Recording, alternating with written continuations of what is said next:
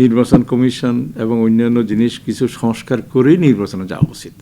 যতটুকু না করলেই নয়, সেই সংস্কার করেই নির্বাচনে যাওয়া, তাহলে সব পার্টি এখানে পার্টিসিপেশন থাকবে, সবাই ফ্রিলি ভোট দিতে পারবে। সেরকম কিছু করা উচিত। সম্প্রতি নির্বাচন প্রসঙ্গে বাংলাদেশে নানামুখী নানাজনের নানা কথা চলছে। আপনার কাছে জানতে চাইবো, জাতীয় নির্বাচন না স্থানীয় নির্বাচন, এই প্রসঙ্গে আপনি কোন অংশ নেবেন?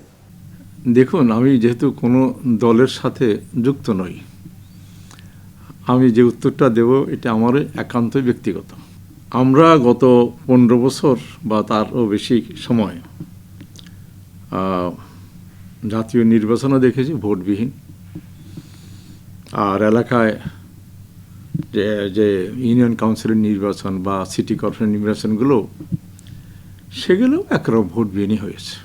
আর আমি মাঝে মধ্যে গ্রামে যেতাম, দেখতাম একটা দলই সেখানে সব স্কুল কলেজে তারা তৎপর, আর অন্য পার্টিগুলো তারাও অনেক সময় বাড়িতে ঘুমাতে পারতো না। তাহলে ভোটের অবস্থা কী হবে? যেহেতু এখন দেশের একটা ক্লান্তি লগ্ন, আমাদের ব্যবসা বাণিজ্য সব স্থবিরতার মধ্যে চলে আসতেছে, সেই ক্ষেত্রে আমি মনে করি জাতীয় নির্বাচনটাই আগে হওয়া উচিত। কারণ জাতীয় নির্বাচন হলে একটা ভোটের মাধ্যমে নতুন সরকার হলে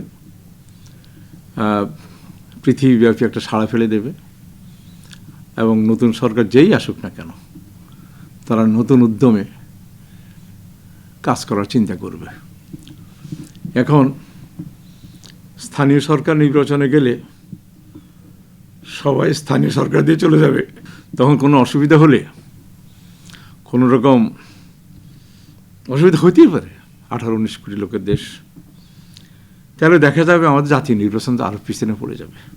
সেই থেকেও মনে করি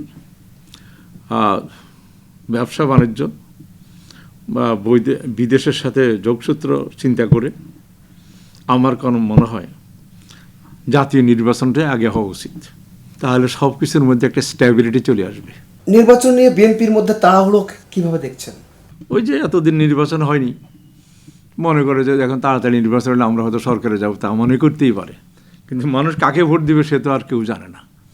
তার দলে যদি মনে করে তারা তাড়াতাড়ি নির্বাচন চায়, সেটা সরকার কাছে বলতে পারে, সরকার কি করবে সরকারই ভালো জানে। বিরাজমান পরিস্থিতিতে নির্বাচন সুষ্ঠু হবে না বলে মন্তব্য করেছেন জামাতের আমির। সেই ব্যাপারে আমি কোনো মন্তব্য করব না। আমি বলতে চাই যে প্রথমত যে কথাগুলো ছিল, মিনিমাম নির্বাচন কমিশন এবং অন্যান্য জিনিস কিছু সংস্কার করেই নির্বাচনে যাওয়া উচিত। যতটুকু না করলেই নয়, সেই সংস্কার করেই নির্বাচনে যাওয়া, তাহলে সব পার্টি এখানে পার্টিসিপেশন থাকবে, সবাই ফ্রিলি ভোট দিতে পারবে।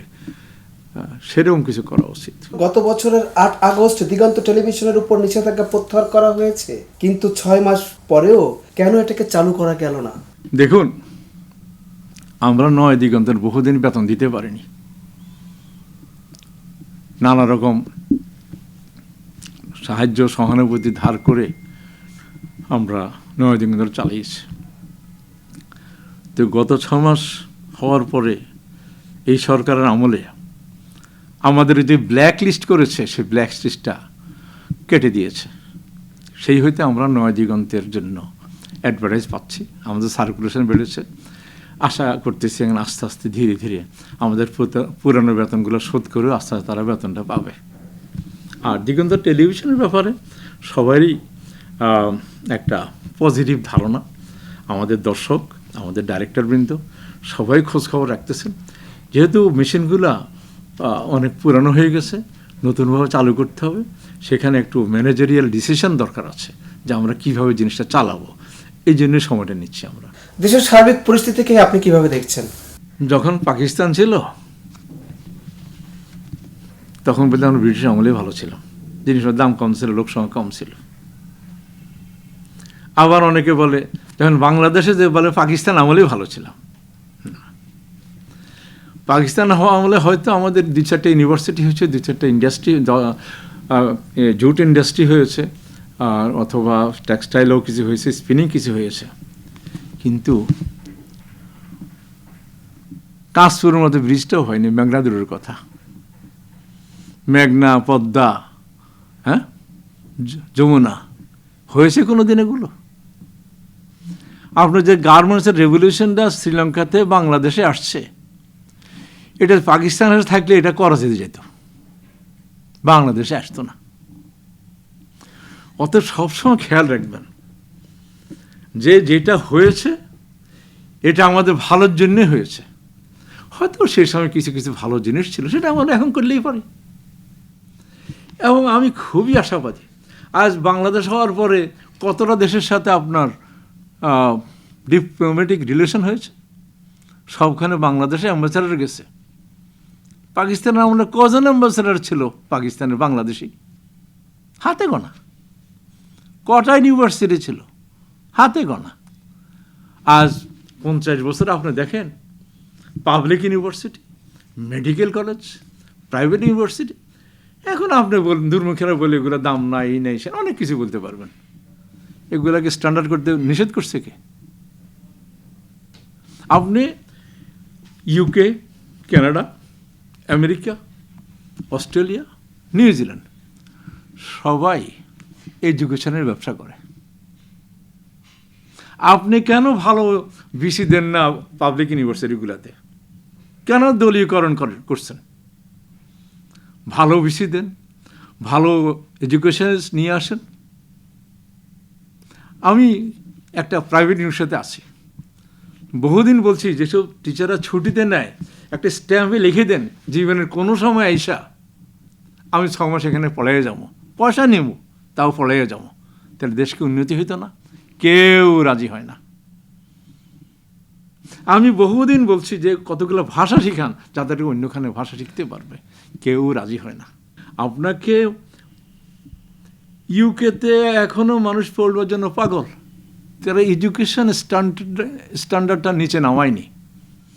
আমাদের আইবিএ ছিল, ঢাকা ইউনিভার্সিটি ছিল, আরও অনেকগুলো ইউনিভার্সিটির বুয়েট।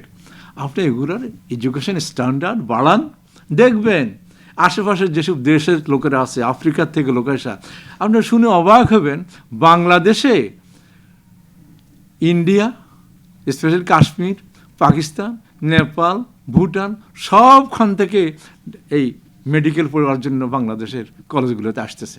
এটা কি কম পাওয়া মনে করেন আপনি?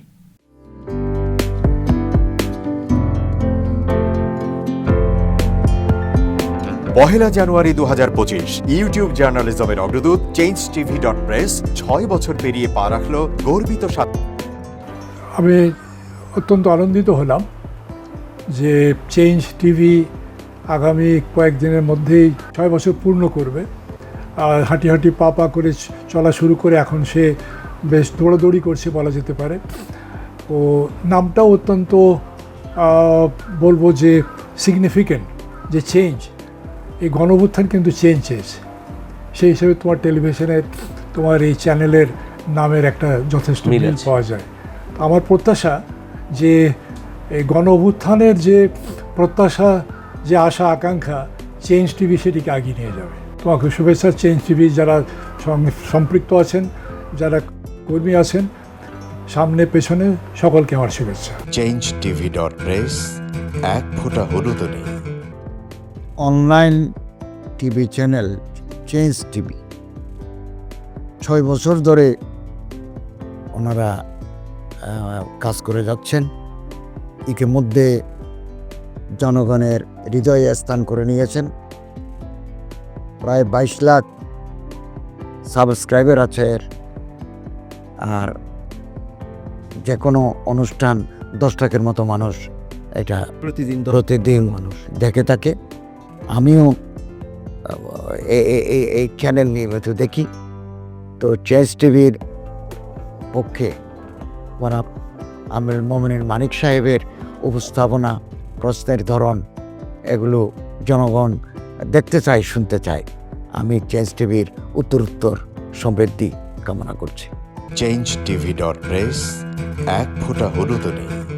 চেঞ্জ টিভি, তো আমি তাদেরকে আমার অসংখ্য শুভেচ্ছা জানাচ্ছি, কারণ তারা যে ভূমিকা রেখেছে এই সময় একটা কঠিন সময় ছিল, সেটাতে যেমন ভূমিকা রেখেছে, এমনকি 5ই আগস্টের পরে নতুন বাংলাদেশেও তারা তাদের সেই তীক্ষ্ণ একটা সমালোচনামূলক এবং যেটাকে আমি গঠনমূলক বলব সেরকম একটা ভূমিকা রাখছেন। তো সেক্ষেত্রে আমরা মনে করি যে এই ভূমিকা আমাদের দরকার, আমরা চাই এটা থাকুক এবং আরও যেন সমৃদ্ধ হয়। নতুন বাংলাদেশ নির্মাণে আমরা চাই যে চেঞ্জ টিভি যে সমালোচনাগুলো করছে বা যেগুলো আমরা তুলে ধরছেন সেটা এমন করে করবেন যেন আমরা সেখান থেকে শিখতে পারি এবং সবাই মিলে যেন আমরা নতুন বাংলাদেশকে সত্যিকার অর্থে বৈষম্য বিহীন একটা সমাজ গড়ে তুলতে পারি, সেটা আপনারা সহজ চেষ্টা করুন।